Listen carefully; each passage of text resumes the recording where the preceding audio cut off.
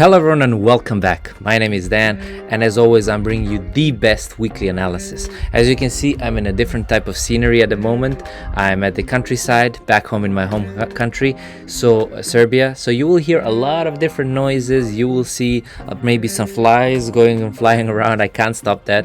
I'll try to mute it as much as I can on the video so it doesn't annoy you, and I'm gonna play some music in the background. But actually it's good to enjoy nature. This actually reinforces me, and this gives me some connection to the nature and connection and power, and energizes me in a proper way, to be honest. So my ritual is just coming here in the morning, 9 o'clock, 8 o'clock, whatever time I get up. Actually, whatever time my daughter gets up, because she's the one who wakes me up. Have a sip of coffee. She's playing around the yard. I'm just enjoying and listening to the sounds of nature. So yeah, you will hear some roosters as well, dogs, probably neighbors talking and whatever. I hope you don't mind it. Okay, now as always, let me just start by saying that this previous week in the market has been very, very volatile. We had some good news, bad news, mostly good news actually. So the question is, are we going to continue this bull rally? Is August going to bring us even higher pump to the upside? Well, let's find out. Now, as always, let's start with Nasdaq 100. Okay, so Nasdaq 100, as you can see, just insane.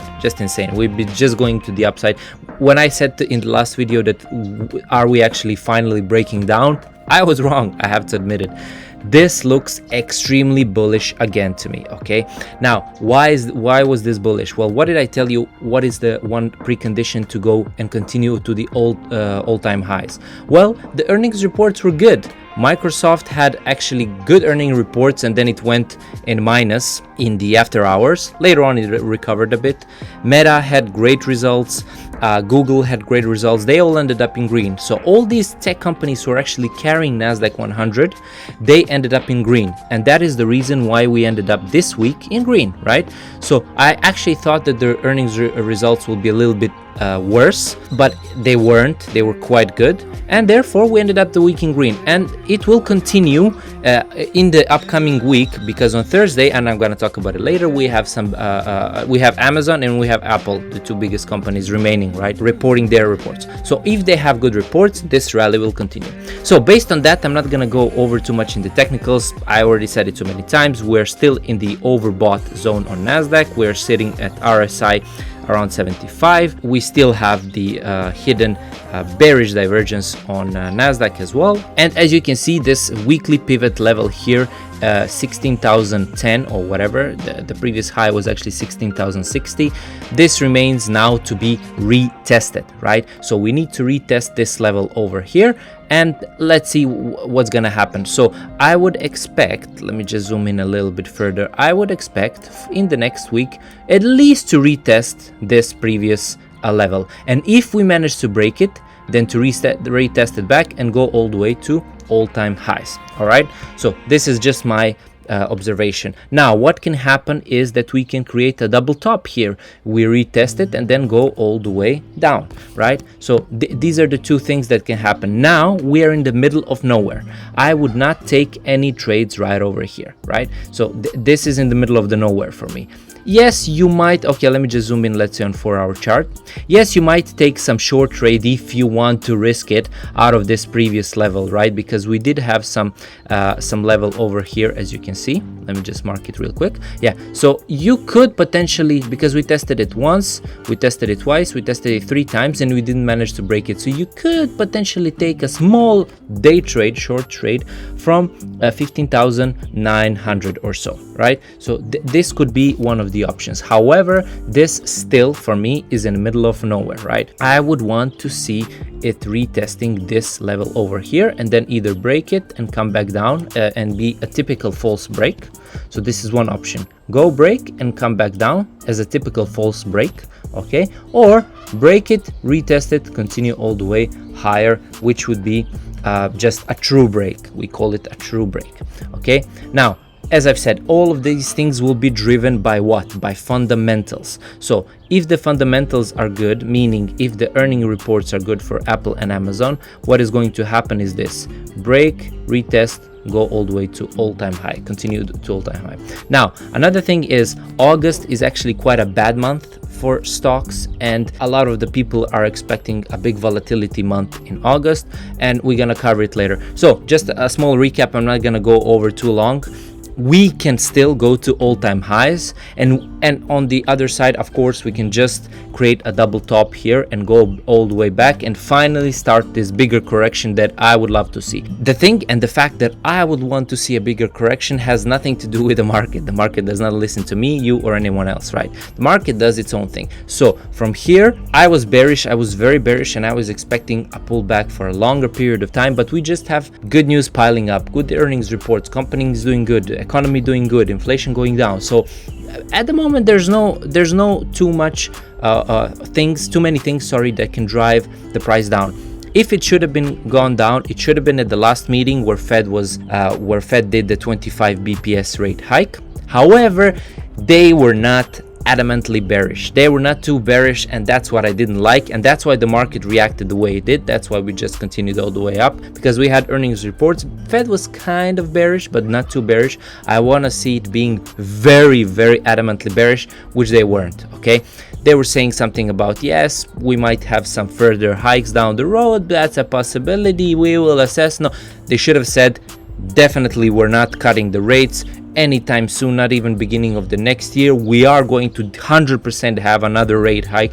Like, they should have been more aggressive. Powell knows how to be more aggressive, but he wasn't. Anyways, enough of that rant. So my prediction is I would wait the price action to go and retest the previous highs. Okay, this is what I would wait in the next week. After that, I would see how the price action reacts. So either I would take short from this 16,000 area to short it as a false break all the way down, or if the price action is really strong and let's say it comes up on Thursday at around earnings for Amazon and Apple, and if they're good, then I would look for this as a rebound, and I would look for a long from this side, and of course after that retest of the all-time highs, which would be very logical. So at the moment price action looks very good, looks very bullish still, unless we just start breaking down.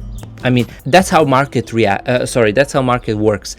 When you expect it to do something, it doesn't. And then all of a sudden, out of nothing, out of no news, it just starts. Like, I wouldn't be surprised if the market starts next week just doing like this.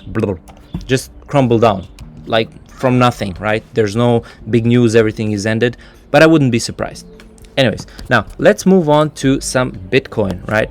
Let me zoom out on the weekly chart. So Bitcoin, we still have this bearish divergence on a weekly chart, which doesn't look good for Bitcoin, and we are kind of working, right? This bearish divergence is already working. We went all the way from 32,000 now to 29,300 or so. So let me just zoom in a little bit further on a daily chart. But look at this pattern. I told you last time it played out, actually the time before that, but I hope that this pattern, boom, boom, boom, will play out again. See, so we had a pump, then a consolidation to the on the way to the downside, which is called a rising flag, and then pump to the upside. Now we had a pump, consolidation to the downside, which is a rising flag, and boom, good news, we pump to the upside. Now, what I think that if this next pump happens, okay, we are going to the 40,000 area. All right, this is what I said so many times. However, if it does not happen, and if we don't actually do this pump to the upside, if it's actually the other way around, if we break down, first stop is going to be, as I told you the last time, 28,750, where I would be looking for some day trade long positions. And if we break that, honestly, there's nothing stopping us until 25K. So the first area of support 28,750, and the final area of support 25,000. Now, if the economy starts crumbling down, Bitcoin, being a risky asset, will probably also get sold off, right? Also, you have to take into consideration what I told you in last videos, which is empty GOX repayment, and also US government selling their Bitcoin. Now, all these things, they can be done slowly, gradually, or they can be done organized, all of them together at once, which usually how Matrix works. everything is organized, everything goes at once. So if this is organized, and God forbid if there's some bad news with the ETF, then I don't think even the 25k will save us. I think in that case we might go even to the 20,000 area. This is the worst case scenario, and I do not really see Bitcoin going lower than this 20,000 area, honestly, by my opinion. Even I don't even see it going lower than 25k. But you know, if everything goes bad, the economy starts crumbling, everybody starts selling off their Bitcoin, and you know, and if all these things happen simultaneously, as I told you, empty GOX, Silk Road, government starts selling the Bitcoin, ETFs gets declined, something like that, then we could probably see 20k. Also, the big exchanges are not holding off really well at the moment. Binance is under huge scrutiny and attack. But anyways, this is technical analysis, right? So by technicals, I would really still go and take, and I am still taking a long position in this area, to be honest. So this area is area to accumulate, because I do believe even if we have some small false break here, we can still grab some liquidity and go to the upside. So if you're accumulating Bitcoin, accumulate in this area from 29 to 28. This is for a short-term position, right? For long-term, you can buy it whatever you want, because anyway, Bitcoin is going over 100,000, in my opinion, of course, in the next bull run. So this is a good area to accumulate. Don't be surprised if we get faked out to the downside. If there is some bad news, you will be stopped out, and we will continue to 25k. If some good news, we're gonna grab some liquidity and go to the upside. Now, let's just move on to, of course, earnings calendar. Economic calendar for the next week. So Monday, we don't have anything basically. Monday is gonna be just like random day, maybe some profit taking, maybe some pump. Let's see, we're gonna see how it will react. Now on Tuesday, we do have ISM manufacturing PMI, and we do have JOLTS jobs openings, which is this next week will kind of be like labor data, which will give us some insight into the labor market. So ISM manufacturing PMI, very important. JOLTS job openings, also very important. On Wednesday, we have ADP non-farm employment change, and then we have crude oil inventories, which we don't care about really, honestly. We should, and I'm gonna talk about it actually later on why we should. Thursday, initial jobless claims, as always, and then we do have unit labor costs, S&P Global US Services PMI, ISM non-manufacturing PMI, etc. And then we have all these durable goods orders, factory, blah, blah, blah. So non-farm productivity, all these, as I've said, labor data. And then on Friday, to wrap it up, is going to be average hourly earnings, and then it's going to be non-farm payrolls, and it's going to be unemployment rate. So next week, pure labor data, as always, the week after the FOMC decision. Now let's move on to some news. 4 reasons why stocks on Wall Street could be in for a volatile August. August is expected to be another volatile month of Wall Street, amid a plethora of market-moving events. Investor focus will be on U.S. job reports, CPI inflation data, Fed's Jackson Hole gathering, as well as the continuation of the Q2 earnings season. Since 1986, August has been the U.S. stocks market worst month on average.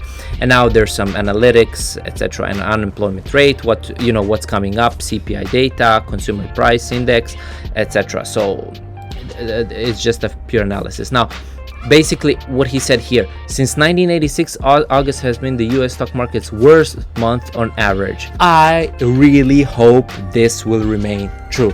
Okay. The thing is, I'm bullish, right, long term, and I was always a bull, and I was calling the bottoms when we were around 11k, 10k, and I actually saw the situation improving and everything. But then we just propelled all the way to almost all-time high without much. I mean, we're still in a very bad environment. The thing is, okay, my opinion, if we don't have a recession, and if we continue all these good earnings reports and everything all the way till the end of the year, and if we have a pivot from the Fed very soon, this will be the biggest bull market in history. And I'm not joking, this will be a straight line. Okay, literally this will be a straight line to the upside if we have good earnings reports, if we don't have a recession, and we have a pivot very soon. Okay, this is my opinion, because we're sitting at a 5.5% of interest rate hikes. Nothing is happening, everybody's doing good.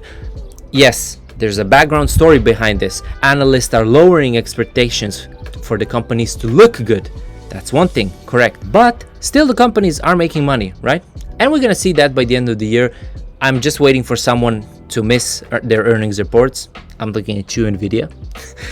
And I just want to hear and see some bad news in order to have a cool down, in order to have a proper leg down, to grab some, more liquidity in order to propel us to the upside. Because if we start the bull market with 5.5, or even if they hike it one more time, 5.75, I mean, and then they pivot. Basically what happens is, I told you in the last videos, these quantitative tightening events like interest rate hikes, they are felt couple of quarters later, so they are lagging effect. Okay, so I'm still convinced that we are yet to see the real effects of the quantitative tightening that we are having now. Now let's move on to some other news. It says you can't, this is what I said about oil, that we don't care, but we actually care. You can't have an oil rally, and oil is rallying at the moment, and low inflation too. July's double-digit rally in oil could continue, fundamental and charts show. Yet, threat of inflation grows as a barrel of crude gasoline gets costlier. Fed likely to fight back with higher rates, risking economic growth. So, if the Fed continues just increasing the interest rate hikes, oil, one of the main factors for the inflation, is growing and can still continue growing. So what will Fed have to do? They will have to continue holding and raising the interest rate hikes, right? Oil is just one part of it, but oil is a very, very big part of it, right? Very big part of inflation. Now let's move on to some earnings calendar. Next week, Monday, we don't have much. I don't see anything too familiar for me. On Tuesday, Pfizer, AMD, Caterpillar, Merck, Starbucks, etc. On Wednesday, Qualcomm, Shopify, PayPal, etc. On Thursday, the biggest day, right? Apple, Amazon, and then Alibaba, Toyota, etc. Look at how Toyota is smaller in the market cap. My goodness, how Toyota is smaller in the market cap in comparison to Apple and Amazon, and Toyota is like, huge. Wow. Anyways, so Airbnb, etc. So Thursday, huge day after the closure, after market closure, Apple and Amazon.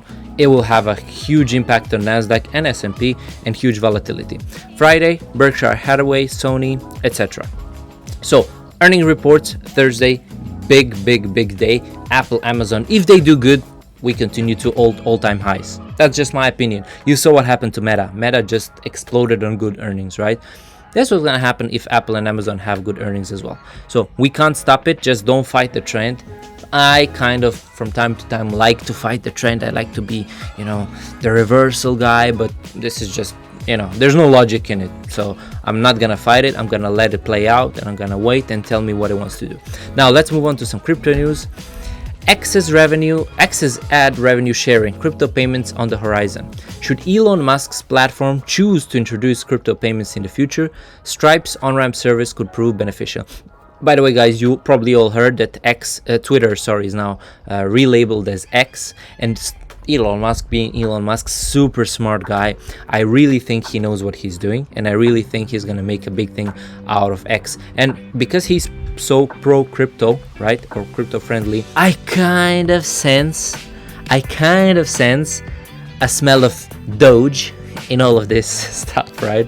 So I don't know, we'll see. But if he says that X is going to be, if done right, a half of the world's payment, right?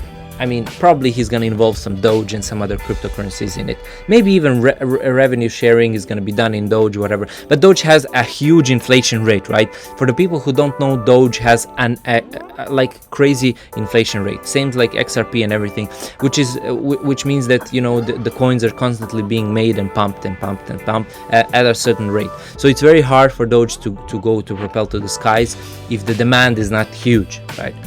So we'll see about that. And now just some overview. Top stories for this week. Crypto bills passed congressional committee in huge win for US crypto. WorldCoin, a coin that's talked about a lot, token launched sparks response from Vitalik Buterin. Then he shared his thoughts. Putin signs law on introduction of digital ruble in Russia. And Binance withdraws crypto license application in Germany. I told you Binance has been hit from every single side.